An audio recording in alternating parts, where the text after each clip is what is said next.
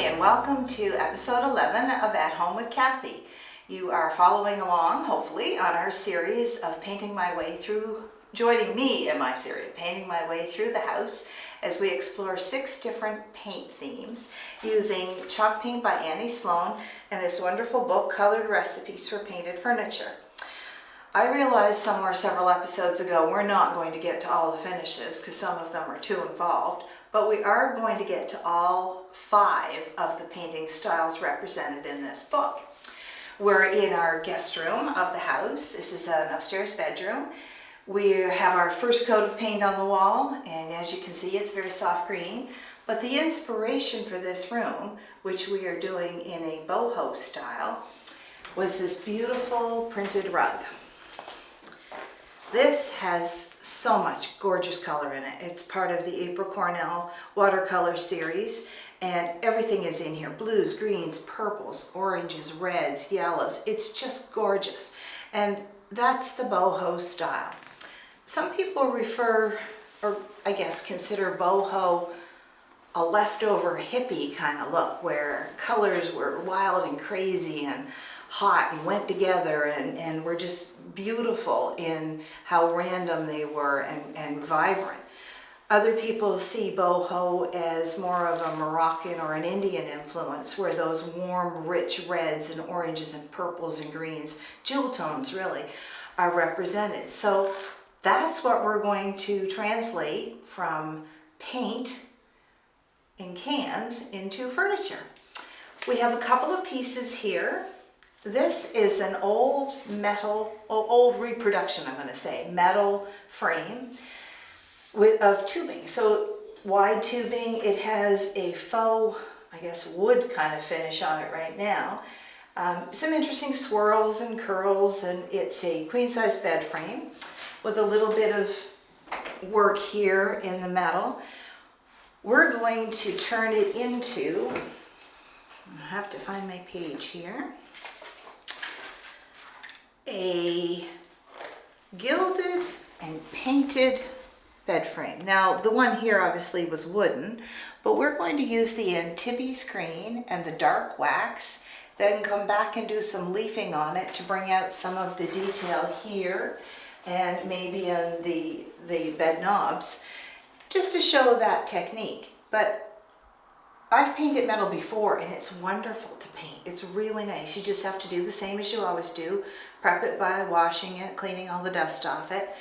And so we're going to go ahead right now and paint that. Or actually, we're going to go in a minute. But first we're going to talk about how these colors came together. This is the last room in the series. So I have my color chart. I've gone through and I've ticked off all the colors. Have I used everything?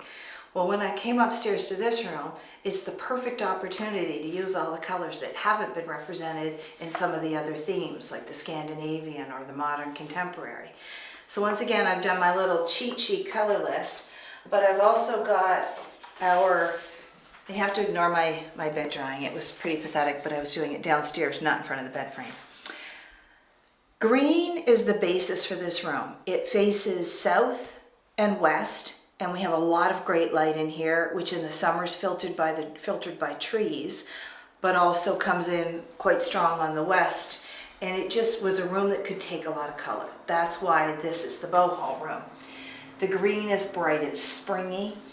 We're going to mix it when we get to our bedside tables with Louis Blue and create a blued green that's going to be a darker color than what we have on the wall and be our nightside tables. The chair is where we're going to pull all those beautiful colors that are in the rug by April Cornell. They're all going to be on the chair. So if you follow me on Instagram, you're going to see a series of chairs posted with ideas on how you might actually paint them boho style. There will be a base color on the chair, likely Provence. Not entirely sure yet. It'll just depend on how all the rest of this furniture paints up. The chair will be one of the last things we're doing. But it will have patterns with all of our colors. Beautiful Amsterdam green. The burgundy. This is an Emile, a purple. We have Henrietta, a mauvish kind of pink. Antoinette. Paloma, which is a lavender shade of gray. Our Scandinavian pink that we had downstairs will come back up here. Barcelona orange that we used in the coastal room, and English yellow. We have En Fleur, which is a brown, and Lem Lem, the new color that came out in 2017. And we've got our Florence as well, a blue-green. So we're going to play with this. What I'm missing from this room is the dresser. I still need a dresser that's going to lend itself to being painted with what I have in mind. We like to do some decoupaging, and I need a dresser fairly tall with a flat front to do that, and I haven't found it yet, but before we finish this video series, I will. We also might do some other pieces, bedside lamp. I'm looking for a fixture that might hang from the ceiling, and I'm going to show you a picture of that, picture frames. There's other things you can do to bring sort of the beautiful, vibrant colors into this room. One thing about it, and this I have to say kind of scares me. I love color, but it's a little bit intimidating to think about how bright all these colors are together. The nice thing is about this paint, if I really find it's too strong or too loud, I can paint it over and tone it down and start again. But I have to show you this chandelier. I have been in love with this ever since I opened this book. It's so funky. There really isn't a wrong way to do it. It's got strong colors on the little candlesticks. It's got a good solid base to kind of balance that strong color, and then hand painted little circles all around it. That's the whimsy of boho, and that's what makes it so much fun. So let's get started on that bed. Now I find when I'm painting something that's round, it could be the spindles on a chair or the legs on a table, I like working with the round brush. I'm working with the small brush here because I have a lot of little nooks and crannies on this bed. I don't want drips because I don't want to see that later. I want to work sort of quickly, and I'm probably going to have to do 2 coats. But I find if I use a flat brush, I get too much brush stroke. With the round brushes and the natural bristles, I can get right in here. I'll go all the way around it. Again, not too much paint on my brush, and you can tell that you're going to have to go do one side, then go stand on the other side and finish it up. I don't want a big thick coat of paint. I'd rather come back here and do 2 thinner than have big gobs of paint that I have to worry about getting rid of later. It's very fast to paint the actual metal. It's just a little bit tedious because you have to kind of keep going back and checking to make sure that when you wiggled your brush in, you didn't leave a big drip. If you do find you've left a drip later on when you go back, just get a little piece of fine sandpaper once the paint's dry and sand it out. It'll sand off quite easily. So this is going to take probably about an hour to paint it all together, so we're not going to do that through the whole thing, but you can see just how fast it is. You can also see that I've got streaks. That's because the metal has a finish on it that is a little shiny as well, so it's going to be a little resistant to the paint going on there thickly. If I try and go too thick, I'm just going to end up with gobs of paint, and I don't want that. So what I would do is I would paint this whole thing. I am following it as though it had a grain. I'm not really interested in doing this in a distressed look. I'm going to use my dark wax to create some interest. And the dark wax in the Annie collection is a brown wax. I should talk a little bit about waxes while we're doing this. There are 4 waxes in the Annie Sloan paint collection. The first one is clear, and that's the one that we use most of the time. Clear is the one that seals our paint, protects it from water, or if it's a table, from your everyday eating, your coffee spills, that kind of thing. And you'd probably want a couple of coats of clear wax on something that was going to be used regularly, like a table surface. The next one is white, and white gives paint a really soft finish. It's what we used on the kitchen cabinets. Kind of gives them a cloudy sort of soft look when I was done. It just gentled down some of the blue that was in the paint. Softened it, kind of a beachy look. Dark is dark brown, and it's what you call a staining wax. So it will actually change the color of the paint that you're working with. Some people use it to age or antique. Works really well for that.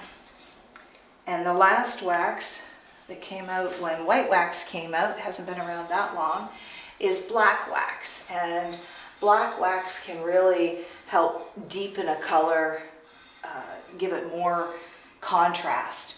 And the thing about black wax and sometimes dark wax is that depending on what you're using them on, you may find they don't cure as quickly as the clear and the white wax. So I do recommend that, particularly with the dark wax, you put a clear coat over it just to seal it so that you can use it and not have little bits of black residue. So we're just going to paint our way down here. And because I'm sort of treating it like it has a grain, I'm just going back and making my brush strokes all the same. Go around, and I'll go straight down this. So you can already see how beautiful this green is going to be against the walls in here. And then later I'll come back and do the back side. All the way down. And it's easier to paint a bed frame when it's still attached to the frame. Otherwise you have to lean it on something or figure out a way to block it. So I'm just going to go carefully around it. I don't really need to worry about painting where it actually attaches because that's hidden by my bed skirt. So I don't really need to worry about it. And probably the bedding is going to be the other fun part of it here because that's another place to explore all of the colors. So you can see I've painted all of that just while we were chatting. I would let it dry for maybe half an hour or so, finish the rest of it of course, and then come back and do a second coat. I'm going to let that sit for at least a day. I want it to really harden before I put my dark wax on. So when you come back and we visit this room for the second episode of the Boho Chic, we will wax it. You'll see how, and we'll do some of the gold leafing. So let's move on to the bedside table where we're going to do some color mixing. So we're going to paint our bedside tables in a blue-green mix. This is straight out of the Colored Recipes for Painted Furniture book. What Annie did was she took her Antibes green, which is the vibrant green that we used on our bed frame, and a Louis blue, which is sort of a robin's egg but not quite as brilliant blue, a true pale French blue. We've mixed them together and they are in equal proportions. So what you can see we have is sort of a sea green, depending on whether you see greens in it, or a pale aqua, whether you see blues. What that does is it transitions really nicely between the deep green here and into some of the more vibrant blues like the Provence or the Florence that we might use in this room. We may not want everything to be loud. Your eyes need a place to rest in a room. So the walls in here are green, they're going to be very peaceful. But if I make this little bedside table too green, it might just disappear into the walls, and I don't want that to happen. So let's talk a minute for about this piece. This is a solid but slightly ugly bedside table. It has wooden drawers with my cheap list in there. So it's worth painting it. It's solid. There's nothing wrong with it. It just doesn't match anything anymore. The fake wood finish, it's got chips and little dings. So what we will do is we'll take the hardware off it. Might replace that hardware, might just paint it boho funky. We'll find out when we take it off and see how this finish turns out. It's got nice, interesting sort of little half rings and almost like it had been like a spindle split in half. So we might do something interesting with that. But what we're going to do for the main part of it is paint it in this mix. Again, I've washed this table, I've let it dry. You can see the faux wood grain in here. You can actually, it's so good, it looks like it should have texture, but it doesn't. It's flat like a film. I am just going to paint it. When I paint a big wide surface like this, I always start in the middle. If you start out here, you're going to tend to build up a ridge of paint. You're much better to bring your brush to the edge. And I don't know if you can capture that, Sean, but you can see when I do it that way, I don't have any paint coming down off the side. That's important. I don't want to have a big ridge of paint. I want this to have a nice clean edge. Even though I am going to go paint the whole thing, I don't want bumps of paint everywhere. And these brushes are fantastic for holding a lot of paint. You notice when you paint with the anti-slowing paint, you're not dipping the whole brush in. I'm only working with about maybe 25 to 30% of the brush dipped in paint. It doesn't matter which size. This is the smallest of the brushes just because I was already using it. A cat here, imagine, in this house. So I'm going to do this, and you know what? This paint is a nice thick mix. There's a really good chance that one coat is going to cover this. Because this is sort of like a film on here, not really a painted finish on wood, it covers really well. There's sort of nothing to bleed through, like you might get if it were a true wood veneer. So I'll go back and forth, finish the whole thing. Get rid of my little streak. And I'll let it sit. And then I'll decide if it needs a second coat. But from where I'm standing right here, it might do just fine. This one will get clear wax on it because I do want this color to be what shows. Nice. So that's what we're doing in our boho room. We've done a little bit on the bed, a little bit on the bedside tables. We'll finish those. The next time you come back to the boho room, we'll have our chair started because I've got probably 6 different patterns I'm looking at. I think it's going to be probably one of the most creative things I've ever done with paint. I'm excited about it. We'll play with that, and I'm hoping I have a dresser and we have that painted and we can do some decoupaging. So our next episode, we're going back to the master bedroom and we're going to look at how that wax resist finish came out. We're going to look at one of the bedside table finishes we're doing there and another color mix for the dressing table in that room. Thanks for joining me.